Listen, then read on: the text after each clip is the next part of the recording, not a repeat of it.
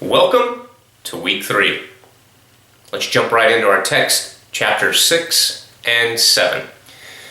Chapter 6 focuses on theories designed to appreciate the impact that the media have in characterizing a crisis, and more importantly, to distribute information to the anxious public. Don't forget that the media, and I'm talking about the mass media, are crucial players in crisis communication. Sometimes we can forget that because we have the ability now to reach directly out to our publics through social media, and they have the ability to reach back to us. But don't forget the important role that mass media plays in crisis communication. Our authors describe how from their inception, the media have played a central role in crisis communication. They're active in information-seeking receivers, is the term they use, and they try to understand the events on behalf of their publics, which are the same people that we are trying to reach as communicators during a crisis. Now, because the media play a primary role in distributing information during and after crisis, several theories dedicated to analyzing media communication are regularly applied to crisis communication. And that is a majority of what we'll be learning about, those theories related to media coverage of a crisis.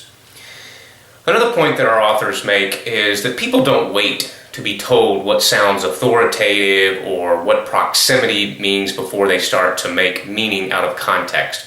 They care about what is happening to them and what is happening to them right now. So it's important for us to realize that both as researchers studying crisis communication, but more importantly as practitioners, those of us who are called to communicate during a crisis. Your authors see a continuation of expanding the mobile environment, especially as people use mobile devices to receive information, both through social media, text, obviously phone calls, but also mass media. Mass media is becoming more and more adept at using mobile platforms to get their information out, so we need to be aware of that as well. Now, each of the theories discussed in the book kind of offer a lens for analyzing and evaluating persuasive communication delivered in response to a crisis. So that's our text. That's where you should spend the majority of your time. We also have a lot of additional readings this week as we have in other weeks, and I'll give you the same advice I had before. Don't get bogged down with the reading. Take it a little bit at a time. Highlight those things that kind of speak out to where you are and where you want to apply that learning for the week's lessons, discussion post, etc. I'm going to start with Boyd's article, which is called Actionable Legitimization, No Crisis Necessary. He offers that research distinguishes between institutional and actionable legitimacy. Again, a couple of words, you don't need to get bogged down with the minor details of that, although it is important for us to kind of understand the difference between this legitimacy. Your authors talk about how institutional legitimacy has formed a basis for studies in crisis communication, maybe the image or values advocacy, issue management, but actionable legitimacy also allows for studies that provide more day-to-day public relations activities in which publics have a more immediate impact. So you might find some of that actional legitimacy even more appropriate to what you do, especially if you're involved in public relations. Now think about this. Institutions, whether they're government, corporate, some other institution, they gain or lose legitimacy based on the perception of their stakeholders.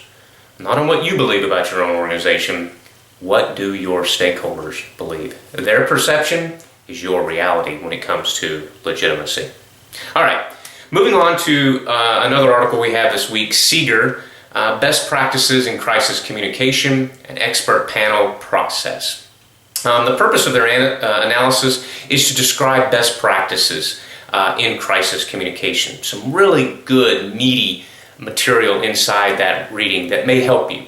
Especially if you're having to write a crisis communication plan for your organization. It'll obviously help you in this class, but more in practical terms for those plans you may be writing either right now perhaps or sometime in the future.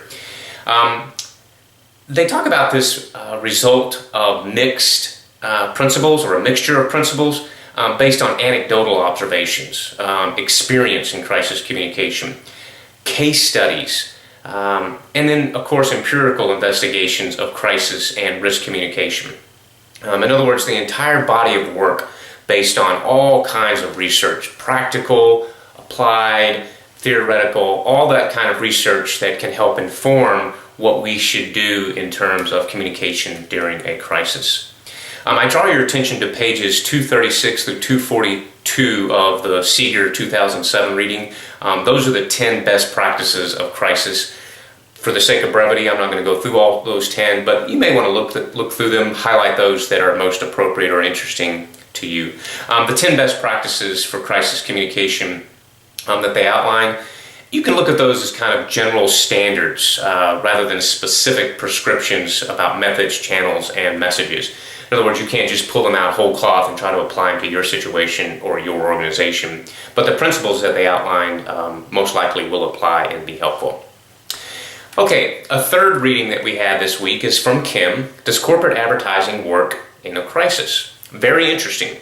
I'm not sure most of us, especially those of us who have done public relations for a while, really think about the role that advertising could have on the public's perception. Because if you think about it, the public doesn't really differentiate between your information as a public relations person, what we might call earned media through the mass media, versus what they see in a television commercial, paid media. It's all information about your organization, and that information should be integrated because it influences the perception that your public will have, which of course is key during a crisis. And the final article this week is Auger's 2014 article, Trust Me Not. An experiential analysis of the effect of transparency on organizations. Transparency, a key critical component of crisis communication. Transparency. When I train leaders on crisis communication, we talk about trust, closely related to transparency.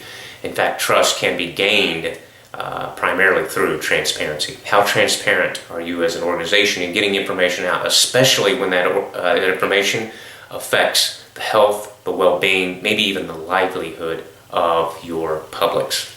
The purpose of that study was to examine the effects of transparency on trust and positive behavioral intentions of stakeholders. Your authors put it this way: trust is fragile, set in uncertainty, and influenced by stakeholder perceptions of competence, integrity, and goodwill. So another way to say transparency is key if you want to earn trust. Trust is key if you want to unlock the key or unlock the successful crisis communication. Your authors also talk about how transparency helps to restore trust and diminish reputational risk or damage. The organizational traits include willingness to listen, openness, caring about the perceived ideas and information that your stakeholders need, rather than focusing on what you need as an organization. Look at it through the eyes of your stakeholder. What is the information they need, and how can you provide it? Okay, well, that's a quick snapshot of some of the highlights I wanted to bring forward for this week. As I do every week, I'll remind you, stay ahead with all your assignments, stay engaged in the discussion board, and most importantly, enjoy this time of learning.